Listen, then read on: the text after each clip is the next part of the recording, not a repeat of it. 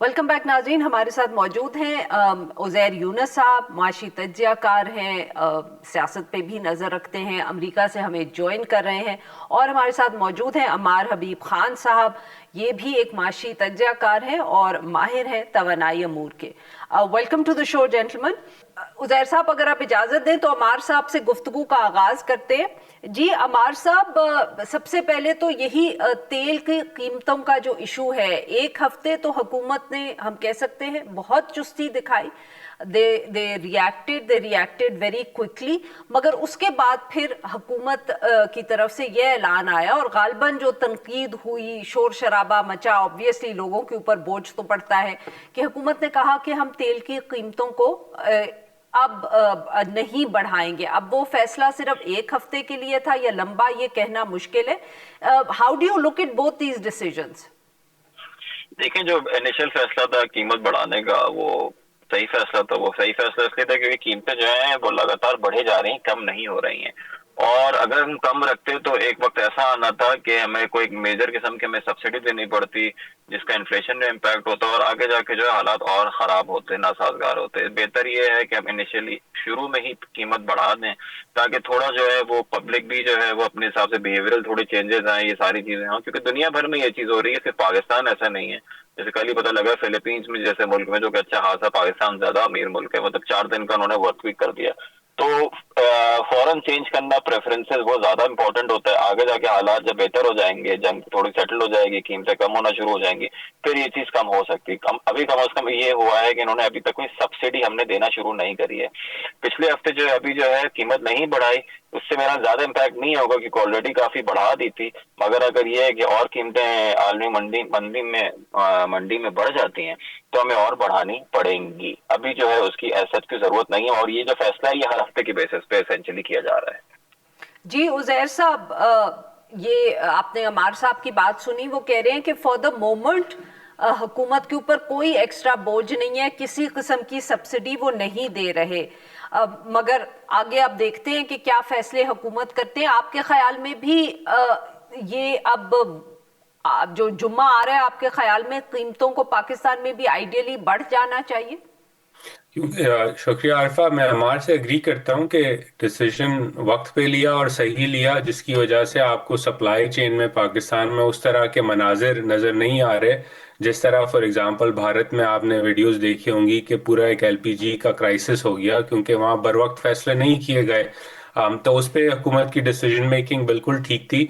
और हफ्ते की बुनियाद पर अगर प्राइसिंग को रिव्यू किया जाए आने वाले हफ्ते जुम्मे को और उसके बाद भी, तो आई थिंक वो अप्रोच बिल्कुल ठीक होगी। क्योंकि इस वक्त भी तेल जो है वो $100 के आसपास आलमी मंडी में है। तो अगर फाइनेंशियली पाकिस्तान का कॉस्ट बढ़ गया है तो उसे पास ऑन आपने करना पड़ेगा। अगर आप सब्सिडी की तरफ जाएंगे तो आप दो रिस्क क्रिएट करते हैं पाकिस्तान की मईशत के लिए। नंबर एक ये कि आपका अपना फिजिकल डेफिसिट टारगेट जो है वो ब्रीच होने लगेगा, उसका डायरेक्ट इम्पैक्ट आपकी करेंसी के साथ है। तो करेंसी अगर आप नीचे जाने देंगे तो ऑटोमेटिकली आपने एनर्जी प्राइसेस और बढ़ानी पड़ेंगी इन एडिशन टू द सही। कॉस्ट। तो वो आप मिस्टेक करेंगे। नंबर दो, अगर आप सब्सिडी देंगे तो आप कंज्यूमर को इंसेंटिवाइज कर रहे हैं ज्यादा कंजम्पशन की।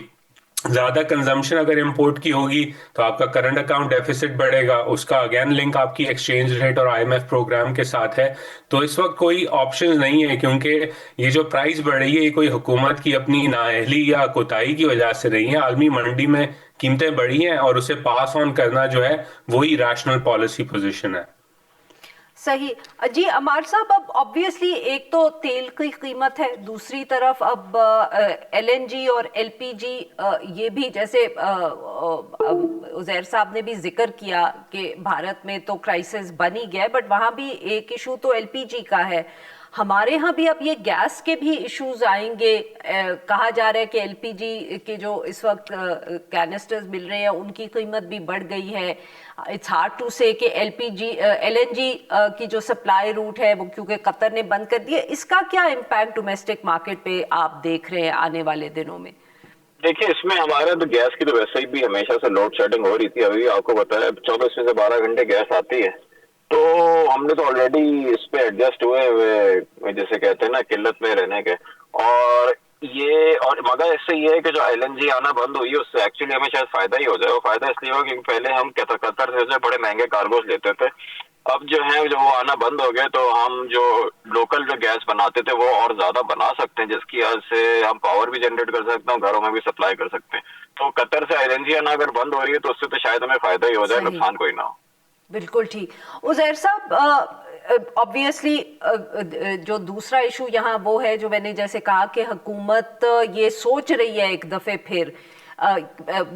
फिर मैं इसलिए कह रही हूँ क्योंकि जब पीडीएम की हुकूमत थी जिसमें भी पीएमएलएन हिस्सा थी तब भी ये बहुत बात हुई कि सब्सिडी दे दी जाए मोटर बाइक वालों को या छोटी गाड़ियों वालों को। तो आज भी मीडिया रिपोर्ट्स हैं कि एक दफे फिर ऐसा प्रपोजल जो है वो फ्लोट हुआ है। How easy is that? अगर तेल की कीमतें और बढ़ाना पड़ती हैं हुकूमत को आने वाले दिनों में, तो क्या वो उसको थोड़ा सा ऑफसेट कर सकते हैं इस तरह की सब्सिडी देके जो गरीब तबका है, चाहे वो मोटर बाइक वाला हो या रिक्शे वाला हो फॉर एग्जांपल?